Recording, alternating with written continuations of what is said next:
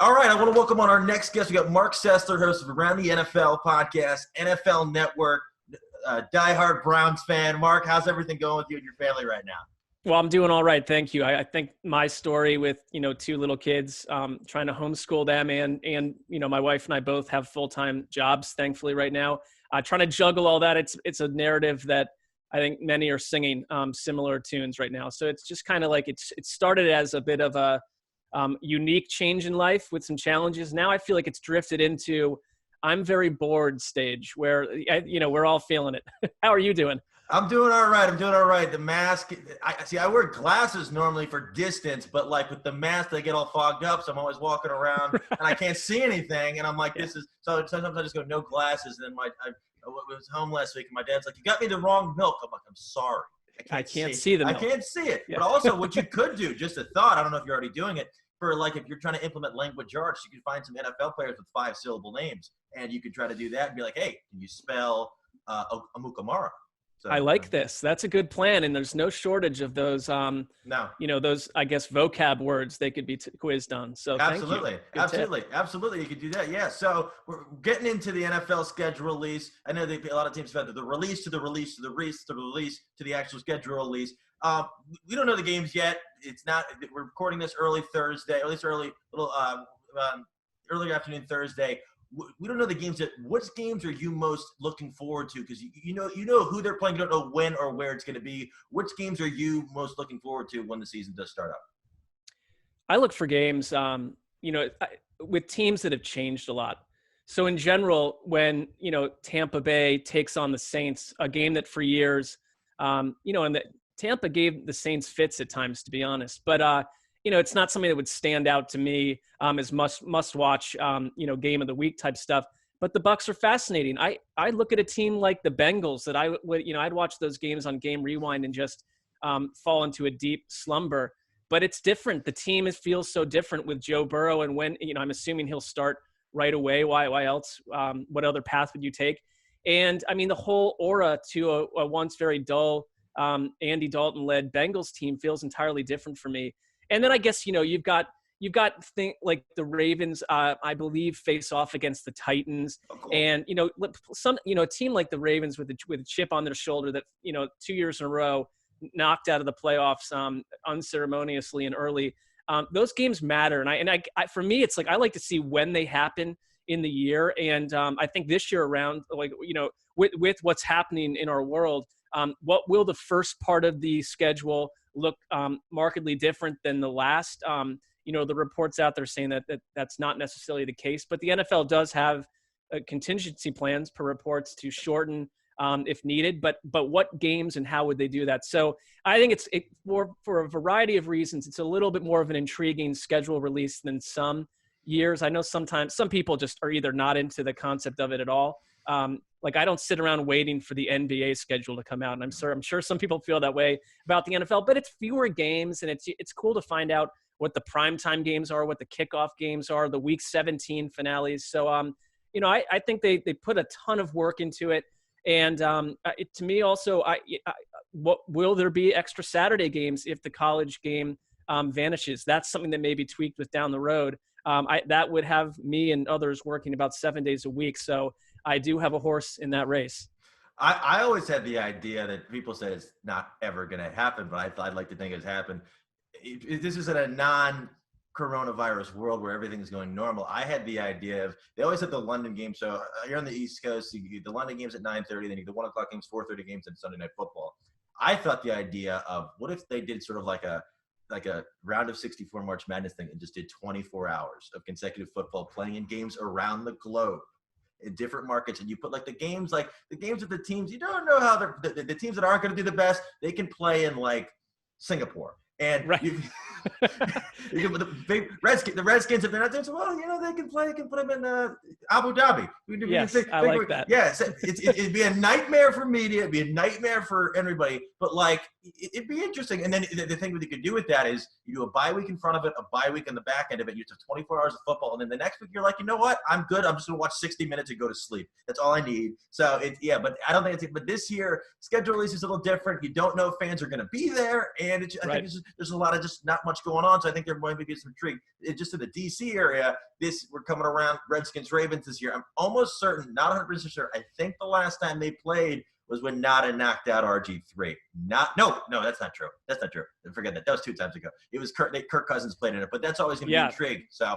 Well, that's an underrated geographic clash. I mean, I know you've got your New Yorks, and they managed a way to get 2 LA teams. I'm not sure that's a natural rivalry the way some would think, but I lived in Washington for a while, and that was back during a time when the Redskins were ultra trashy. I mean, they were a hot mess, and the Ravens were just beginning. I'm talking a million years ago. Yeah. But you could already feel back then the split geographically between those 2 fan bases. So you're right. That RG3 game a couple times ago was huge and pivotal and franchise altering.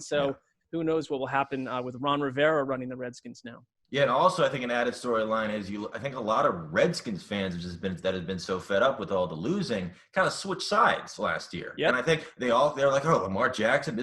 Wait a minute, it's like, because I don't think anybody's like, the teams that a lot of times they're like, oh, don't be a bandwagon. I'm like, if the team's just consistently disappointing you and nobody's going to stadium and you want to go to a team, I think a lot of fans switched over. And then this year maybe we can see. Okay, we'll see if it was before all the coronavirus stuff. I'm like, I was very curious about the split of Ravens to Redskins fans, depending on where the game was. But now we're going to see, like, okay, like, can the burgundy and gold get some of these fans back?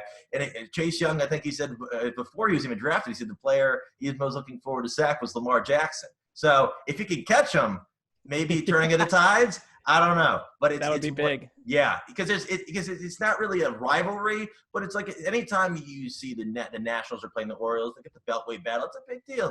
People like it around here, even though a lot of the times it's mostly been, for football-wise, the Ravens have almost come on top. Except for 2 times ago, Redskins lost a very important player. They did win the game. Actually, funny story about that game. I was working at a grocery store in Baltimore County, where I'm from, the day before that game, and that was the game that Nada knocked RG3 out. Right. And I was working, we closed around 8 p.m. Eastern, and around 7:50, do you remember Ja Reed? Yeah. Ja Reed walked into the grocery store, and he got about 6 5-hour energies. And I'm like, I know there's a gap in the O-line tomorrow. Go through him. That's great. Yeah. So that's an advanced scouting report that they needed, they didn't know. They didn't know. And I'm like, oh, but yeah, so that was wild. And then for your Browns, I had a lot more faith in Baker, even going into the end part of last year. I think it was just kind of like, you got up to a bad start, a lot of hype, kind of everything, kind of the Ravens breaking out. The Steelers had a fantastic defense, and just a lot of media noise. I think Baker, I'm expecting big things from the Browns this year. Last year, they had very high expectations. I don't think anybody really thought they would amount to that. This year, I think he's got a chip on his shoulder. Would you agree with that? Yeah, I do. I think the whole team probably has a better perspective on what unfolded last year. And, the reports coming out of Cleveland were pretty ugly in terms of game preparation. And Freddie Kitchens, who I think would be awesome to go have a few beers with. I think he's a good dude. Maybe just in over his head. I mean, it sounds like if you go watch some of those, the Seattle game comes to mind where Cleveland raced out to a lead and looked like the Browns team you'd expect. And they did that, and they romped over the Ravens one week. Yeah. And there were moments where it was like, oh yeah, this is how this should look with the talent they have on the field. And they really didn't seem to game plan past the first couple drives, and they didn't adjust. And I think Baker was put into a really tough year 2 environment to learn and grow. I think he had the second lowest completion percentage amongst, the legit starters. And his accuracy was what was one of the reasons that made him the top overall pick, and his aggressiveness and his risk taking that didn't turn into Jameis Winston-like interceptions. And there were just too many mistakes. I think that Baker wasn't supported very well and didn't have a lot around him to help him kind of even see the game as it was happening. He was one of the more mysterious players. I would do a Cleveland spot each week on a local Cleveland radio, and they'd ask the question very fairly, what's wrong with Baker Mayfield? And it's like, I'm not a quarterback tutor. I am an analyst who watches as much as I can and loves to write and loves the game. But I mean, there were things happening with Baker Mayfield that I just thought were hard to even figure out with the eye what was going on game to game. Now, they immediately, this new coaching staff, talked about fixing aspects of his footwork right away, his drop, making things more complete for him and smooth. And, the one thing about the Andrew Berry front office in Cleveland, youngest GM in the league, and Kevin Stefanski, another young offensive-minded coach, Stefanski strikes me as extremely detail-oriented. And he talked about how every single player on the team will be giving a dense to-do list this offseason, Corona or not. That was going to be the case. Yeah. Real goals, like how are we achieving these goals? And I just think that the overall top-down approach and the way that the coaching staff and the front office have worked together, this has quietly been a better offseason than last year. Last year, I think the match was lit when they traded for OBJ, and that makes sense. Of course, people would start to fall into flights of fancy. There was a lot of talent there, but they shored up Jack Conklin at right tackle, and you go and you get, Wills at the left side. And if that works out, if he can make that switch, and, they have the right coaching staff, I think, to do that. And Bill Callahan, who well, coaching that offensive line. He loves to run the ball, just so you know. Loves to run the ball. And you know what? That doesn't bother me too much. I think that's Kevin Stefanski's the same way. You're going to see a lot of multiple tight end sets. Nick Chubb is going to have, be put into a situation to have a really big year. And they've got no end to the talent there. So, they really have Baker has no excuses. If we come out of year 3 with the same questions, it wouldn't be too soon to think about Cleveland looking elsewhere for a quarterback. And the disaster scenario would be if he melted and Case Keenum, who knows Stefanski and Stefanski knows him, were to come in. I think there's all the faith that Baker can turn it around, and he'd have to be his own worst enemy for that to go south. The Keenum move, I think, kind of slipped by everybody. People really didn't. People like, oh, the Browns had Keenum, and then I don't think a lot of people made the fancy Keenum connection from a couple of years ago. If you were to say, do you think that's more just pressure on Baker, or do you think that's more of an insurance policy? I think it's insurance. At this point, I believe that Baker Mayfield is an attractive selling point to a coaching staff, and the narrative was his play was not good last year compared to what we saw down the stretch in 2018. In fact, it was just disappointing. But there are games and there were throws he made that reminded you that physically he's that guy, that it wasn't his physical traits are not a flash in the pan. I think Case Keenum comes in knowing Stefanski's offense really well. Your backup quarterback, we always, we don't make fun of it because we love Charlie Casserly, but he has a pretty funny line where he says in his little voice that, your quarterback, your number one player on your team is your quarterback, and your number 2 player is your backup quarterback. And he's right. In so many cases, you watch what happens when the starter goes out. So, Drew Stanton was out the door. They needed to find a veteran. I think also it's about that meeting room, which we're never privy to these meetings. But, Casserly is so right because typically your number 2 guy should be someone that's been around. If you have a young player up front, a veteran who's been around, been in a lot of different situations, who can really help Baker Mayfield. So I see it as a huge plus for Baker Mayfield. And it's not like, you got Cam Newton sitting behind you where everyone in the stands is just thinking about what Cam Newton would have done on that play. Case Keenum is a great guy to have as your backup. I think he's got a limited ceiling as a starter and you're not going to have the fans, on Twitter, if they're not in the stands, going crazy for Case Keenum based on 1 or 2 bad Mayfield games. I believe. Now, you never know. Fans act the way they act. I'm one of those people sometimes. How many times do you think Colin Cowherd is going to tweet the name Case Keenum this year? We need to see him. Maybe he's the guy. No. Well, it's, if you're him, I guess you want to play the hits. And so that would fit into that.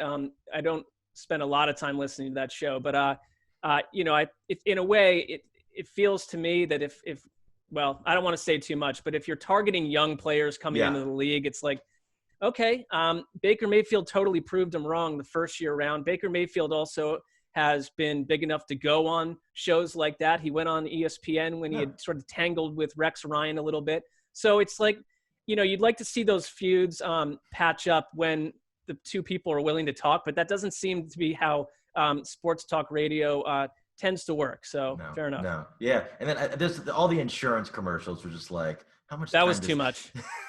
And I've always had a thing with NFL ads where, let's say you've got 16 weeks of endless Todd Gurley ad campaigns here in LA.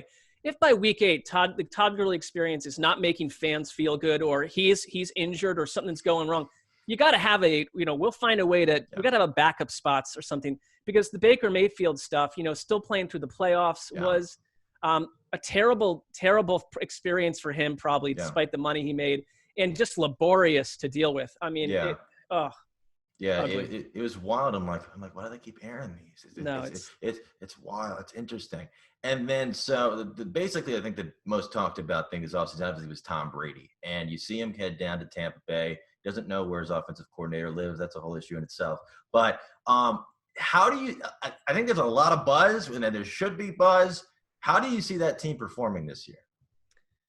Well, the one thing that I really trust about Tom Brady is just who he is as a person, and how much not just football means to him, but the process of off-season development and the process of week-to-week planning. And I think I think that Tom Brady needed the way that we all do sometimes in life when it's time to make a big change and break away on your own and go have a new experience, whether it be in work or relationships, fill in the blank.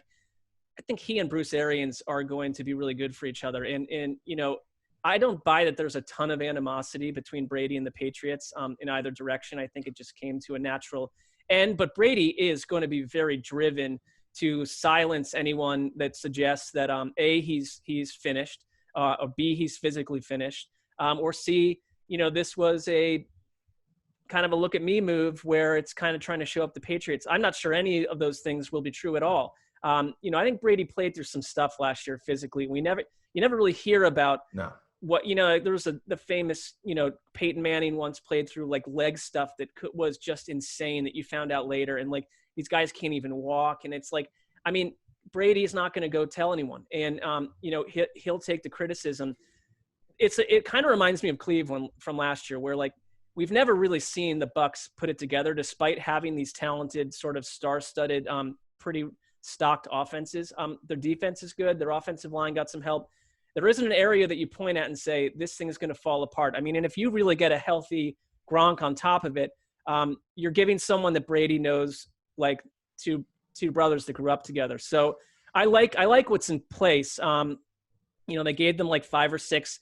I'm sure they'll probably give them 5 or 6 like nighttime games, right? I mean, Yep. How else would you do it if you're Tampa Bay? Or maybe not. I don't know how they'll play that. And my thing there would just be, I hope it lives up to it, because there's going to be a lot of exposure to the Bucs, sort of preset, and so I hope they're fun. I've been clamoring for the Redskins to look into O.J. Howard. Do you think he suits up week 1 for the Bucs, or do you think he gets moved? It's funny because, like, I think about in Cleveland where David Njoku is still there, when they have 3 viable tight ends, one of them a rookie, and the Redskins really need someone with Reed out the door, and Howard would be to give Dwayne Haskins help like that. And O.J. Howard, to me, it's interesting when a team is sort of floating a guy for trade over and over and over, that there must be something about Bruce Arians and the coaching staff and O.J. Howard that's not clicking. I don't know if that's a legit issue that would concern another team, or if it's nothing and it's just like, this isn't our guy. But the Redskins need lots of talent.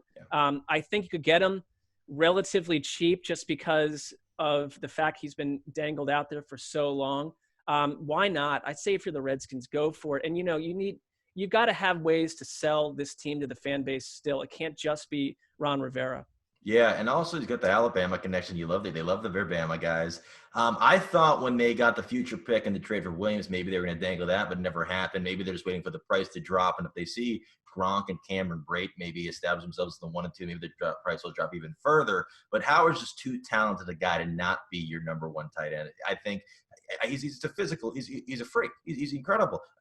But even though his best catch of the year came at the Rays game, that's the only thing. So but like he's so talented. He's like 25, still on a rookie contract. And it's just about this past draft. It wasn't really the most stacked at tight end position. That was just the one thing I'm seeing. Like as soon as I see Gronk coming there, I'm like, this guy's gonna move. Just when? So maybe I don't know, but that's the one guy I've really been clamoring for. I think he's ready to break out. He just needs that right fit.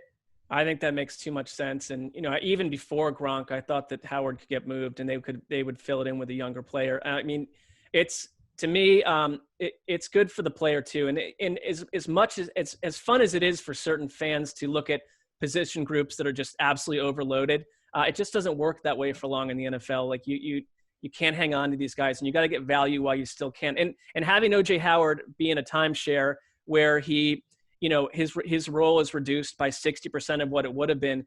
That's not how you get maximum trade value next offseason. So do you sell high now, or do you pay the consequences if he disappears? Yeah, last offseason, after I saw the moves they made when Bruce Arians went to Tampa, I was looking at it. I'm like, this offense is going to be fun to watch. I don't know if they're going to make the list. This offense is going to be fun to watch. This year, that team that I think could take that moniker is the Denver Broncos. I love what they did. They really didn't do too much to add to that defense, but the offense, Drew Lock showed a little bit last year what he's capable of doing. Cortland Sutton did a lot more in year number 2 than year number 1. Noah Fant, I've loved him since he was at Iowa. And then they went out and added Jerry Jeudy and KJ Hamler from Penn State. What are you expecting from the Denver Broncos this year? Well, and you have, a healthy Melvin Gordon to pair with Phillip Lindsay. And I'm with you. I mean, I always feel like that line could get a little bit better. But if Drew Lock clicks, and I liked some of his games down the stretch, like in a tough situation. I think Vic Fangio is all about defense, and the offense has lacked a little bit of identity under him and previous. I mean, they had quarterback issues for so long. I'm with you. I recently wrote an article where we kind of had burning questions for every team, and I asked if the Broncos were the next AFC's sort of next power offense, because, and I don't mean power like heavy sets, but just super powerful and able to score points like a waterfall at times. I mean, I think it comes down to Locke really growing in year 2, but man, they've given him a ton of weapons, and KJ Hamler's interesting too. So I think they're already a fascinating team, and I wouldn't, if there was indications, or if there was any concerns over Drew Lock, and there doesn't seem to be, not a terrible landing spot for Cam Newton of all people. Interesting. Just because you kind of, it's a day by day exercise now, looking where he'd want to go, and Ian Rappaport reported today that Cam would be open to being a backup. And I mean, yes, he is, because there's no open, obvious starter voids right now. But in Denver, and I don't know, again, though, like we're saying, does that put Drew Lock in a great situation if Broncos fans know that Cam Newton is sitting on the bench? That may be, from a relationship, team building standpoint, a tough way to go. An injury to anyone, and Cam Newton's right in there. So that might be a TBD, or I think it will be. Absolutely, yeah. I think that's a very interesting team to keep an eye on. That's definitely going to be one of the teams that you want to watch their games this year. It's going to be a lot of fun. And then to flipping sides over to basketball, I assume you've been watching The Last Dance on Sundays, because really not much else going on. Is there anything really that caught your eye that you're like, I can't believe this happened? It would never happen today. Well, I mean, so much of it. To me, I kind of watched it a little bit more through a media lens, because I'm 46. So when those Bulls seasons were happening, a lot of them starting when I was kind of like in high school, moving on through college, that when you're in high school, and you don't have you can't drive, and you don't have a girlfriend, I would watch endless NBA basketball. And I really don't today. I really don't track it just because the NFL is sort of absorbing my sports time. But I was just so obsessed with Michael Jordan, and had notebooks filled with Jordan drawings. And I saved up lawn mowing money to get Air Jordans. I mean, just like every kid. And to me, the media side, because I was so obsessed with like NBA on NBC, which was the show back then, with Costas and all those guys. And just how exclusive things were back then, that really only 10 or 12 people allowed to bring sports into your living room. And to me, they became like gods, because it was kind of what I wanted to do. And I look at you as someone that's sort of in that same age range, where it's like, you know what you want to do. But the chances that someone your age or someone younger has today, if we watched a series about something like that happened today, I mean, it would be about Twitter. It would be about, radio. And talk radio did not exist the same way back. It was coming around, but I mean, it did not exist the same way in the early 90s that it did even 10 years later. So all this stuff was growing around the Bulls, and the myth of Jordan and the rest of those guys was, growing up listening to WFAN in New York, where the Knicks were trying so hard to get past Chicago, and didn't really ever obviously do it until Jordan vanished to play minor league baseball. I mean, but just that I would listen to WFAN in the summers for 5 or 6 hours in a row. Wow. And it was all about Jordan. And when some of the Jordan gambling stuff came out, and people concerned about Jordan, and Jordan would talk about having, dreams of being destitute because of gambling. This was stuff that was being laid out over the course of like 90 minutes, 2 hours, 3 hours with various reporters, and just how engaging the Bulls were back then, that I'm not surprised that the show is as gripping as it is, because it's not just about, Jordan being able to fly unlike other athletes. That's part of it, and that hooked me in as a kid. His sheer athletic wizardry, but the whole soap opera nature of the team. And that last season, obviously, and they flip around a lot. And if you weren't watching it in real time, I think that has thrown a few people for a loop. It's like, what season are we focused on now? But I mean, if you were there in real time, it really is incredibly special memories. And reminds me a little bit, because you can get a little tired or ground down on sports in today's culture, that, man, it mattered to me. Like, the Bulls were a really special part of what made me a sports fan. And it's just brought all that back, kind of like looking through an old photo album. I mean, I think for so many people, pretty timeless, amazing, gripping stuff. What do you think of Bill Wennington's facial hair now? Well, I don't know. I mean, I don't. If 2 months ago I knew that I would have this ridiculous beard, I'm not going to throw stones at a glass house. But it's special. He's found a way to incorporate a very unique look into his arsenal. So it's hard to do as an aging man sometimes. Yeah, and then so you've already said you were such a big fan of Jordan. Are you more of a fan now, seeing him like through a closer lens than you were growing up? I just think he's more interesting to me now because, I mean, he's certainly, notoriously as a bit of an axe to grind with all these people that back then you didn't quite know where he stood. I kind of get that sometimes inside, that like some of us are driven where, you might be up in the middle of the night burning and annoyed at something, and it's going to fuel you. And I think he was very fueled by, I don't think, we know, no. Anger, vendettas, hatred, the need for revenge, the need to be, to silence people. And it made him an incredibly intense teammate, but one that you knew wanted it as much as anyone in the league. So I think that, it made, honestly, and I'm sure a bunch of wit crackers younger than me would disagree, but it made me a little sad when there was a period of time, and this is drowning that out a little bit, where all you'd ever see from Jordan was the Jordan crying face attached to like anything that was embarrassing. And it's like, to me, and I'm not trying to be on a high horse about it, it just kind of struck me that like, wait a minute, Michael Jordan was the most dominant, ferocious presence in any sport around for like 15 years. And he's been reduced to this on Twitter. It kind of just, again, back to the way that media operates. You would never have seen that back then. Is it better or worse? I don't know. There's more freedom to get under the skin if you're just someone out there on Twitter of a pro athlete than ever before. That access was never granted. So Jordan's had to shift with the times a little bit, and I can't tell that he has. It just seems to me, and I'm not the biggest Michael Jordan expert, but his personality to me is total fascination because, there is some engine churning inside of him, and it's not all, rose petals at all. I can't wait until he's in a nursing home. He's going to win every bingo game every night for the entire week. Yeah. It's going to be tough sledding for the rest of the people in that facility. Laurel, I know you didn't have B5. I know. Right. But it's wild. And it's just wild to hear because you hear him when they talk about the gambling. He's like, I don't have a gambling problem, a competition problem, which is a fantastic quote. It's going to be on t-shirt soon. But when they brought up the first time they really, you could tell it's just geared art. Everybody's gonna love this. It's complete geared. Jordan said the one thing they brought up, I know they brought up this a few days ago with the whole thing with the political thing where he really didn't want to take sides.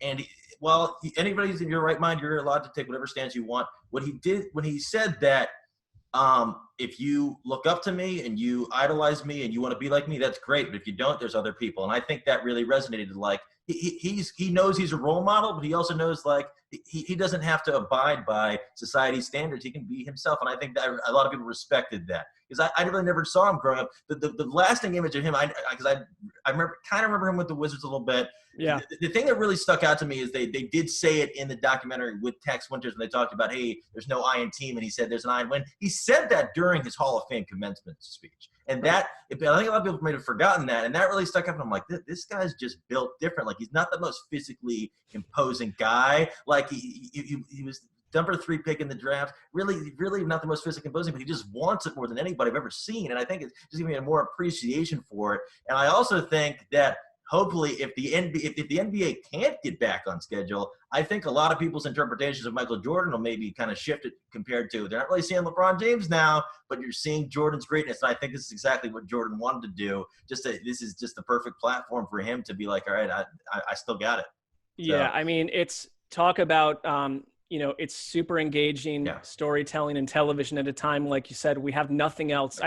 It is a dream scenario for ESPN. Yeah. And really for Michael Jordan, because like yourself, catching the experience, around the time of the Hall of Fame speech, is where tons of people are. A lot of people these days did not watch him. I mean, growing up in the 80s and hearing about sports, athletes that played in the 50s, it felt like ancient history, the Mesozoic era. And like, that's how far away we are removed from, Jordan playing for a lot of people. I mean, so I think it's been great for him, and it reshapes, and it puts back into focus how amazing he was. Secondly, though, I've been to a bunch of out in Canton, like Pro Football Hall of Fame ceremonies where you go through the 7 or 8 speeches, and some are very long and flowery, and there are a couple of moments of maybe negativity in them. But I mean, I can't really remember anyone who's been celebrated as a Hall of Famer going up and dropping the endless laundry list of nuclear bombs that Jordan did during his Hall of Fame speech. I mean,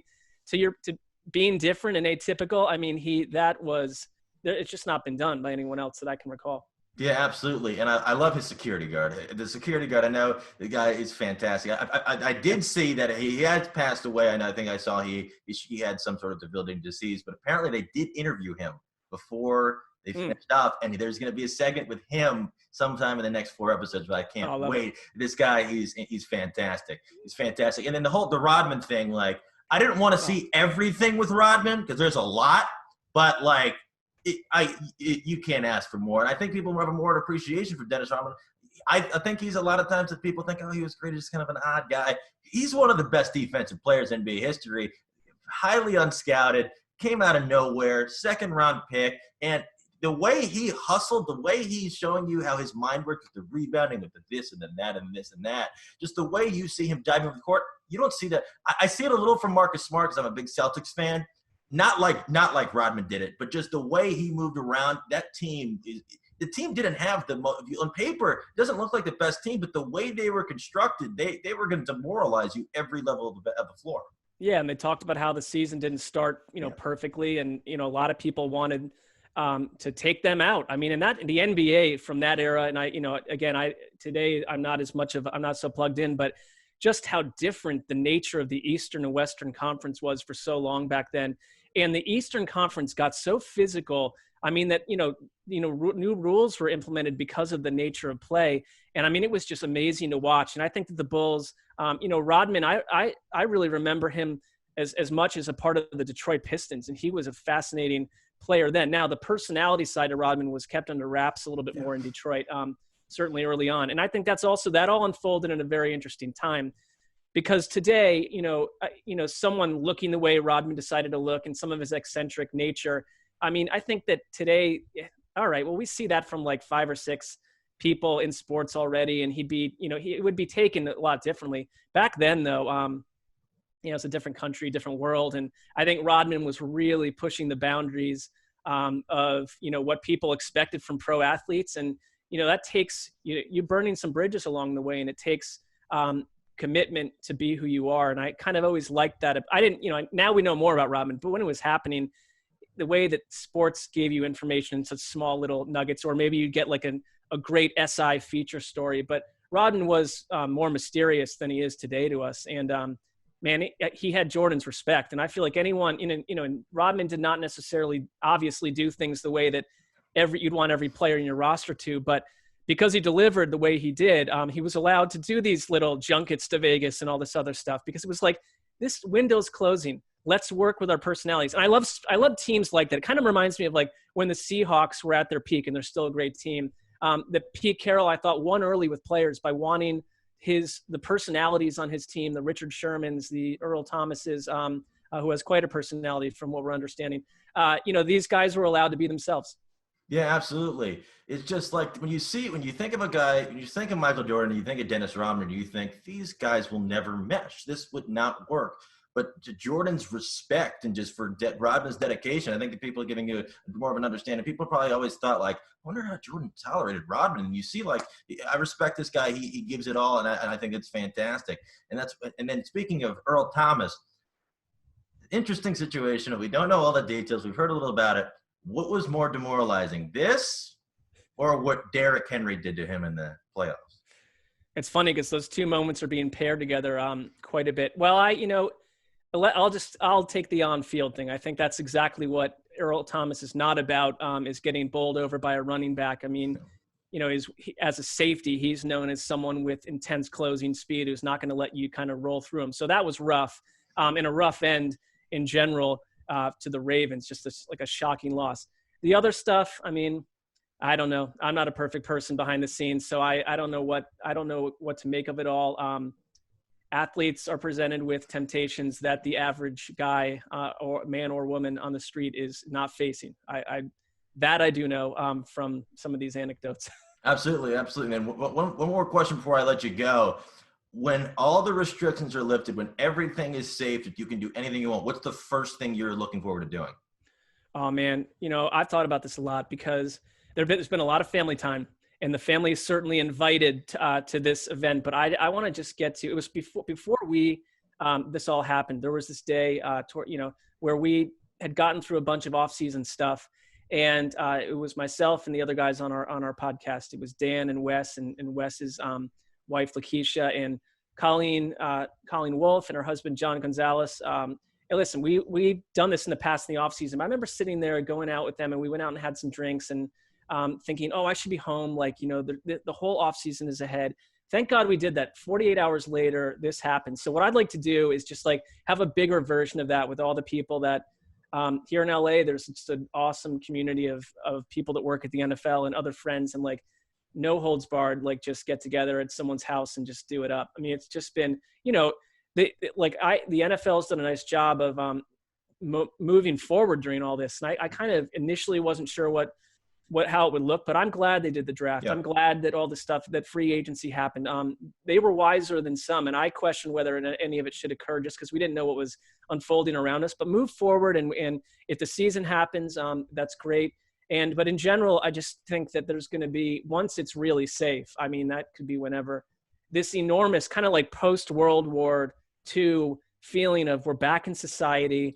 It's going to take some acclimation, but let's celebrate like all the stuff that we haven't been able to, not to be cheesy about it, but it's like, I miss my little restaurants and pubs around LA that make me love LA and that I'll think about forever. And it's like kind of weird to think about a bunch of those could be closed on the other side of this and what it will look like. I'm rambling, but I'm excited for lots of things, but friends and being able to hang out with people and see them in real time will be nice. Yeah. I miss traffic a little bit. Like I don't, sometimes you're like, It's a little eerie to be in a metropolitan type place and there's no cars, right? I mean, a lot of this stuff, even when you talk about, if you knew that one of your bigger challenges was that your mask was fogging up your glasses, you'd be like, wait, why am I wearing a mask? Yeah. What's happened to our country? So, anytime I tell people going to the grocery store, they say, did you see anybody you know? I'm like, how would I know? I don't know if I did. I don't know. I can see their eyes, but I'm like, look, it's Jim. No, it's wild. Yeah, but just going out, I think it's going to be a little weird initially when it happens, but once we kind of get going, just being able to go out and do stuff, it's just so weird driving around downtown DC and just nothing going on, and it's weird. It's weird, and hopefully we can just get past it. Everybody can just do what they need to do. Gradually can go back to the side. Because I was looking forward to this Memorial Day weekend this year. People that are going out, do what you want to do. Yeah. But it's just weird. It's weird. It's going to be very interesting. But this has been a lot of fun. So how can people find you on social media?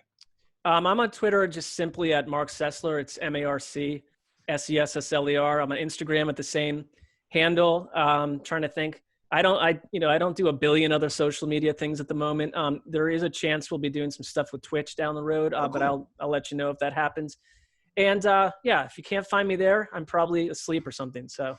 All right, cool. And they can also listen to you Around the NFL podcast. They already doing. That's right. The podcast. Around the NFL podcast, which was going 5 days a week early on during this. We're now going to do 2 days a week, and then we have a network show. If you're watching this on Friday early, we'll be airing 5 times on Friday, and hopefully every Friday from now until the end of time, but probably much lesser if they get a look at how most of us look at the moment. But yeah, that'll be on Fridays, and you can we'll be posting about when all that stuff's happening.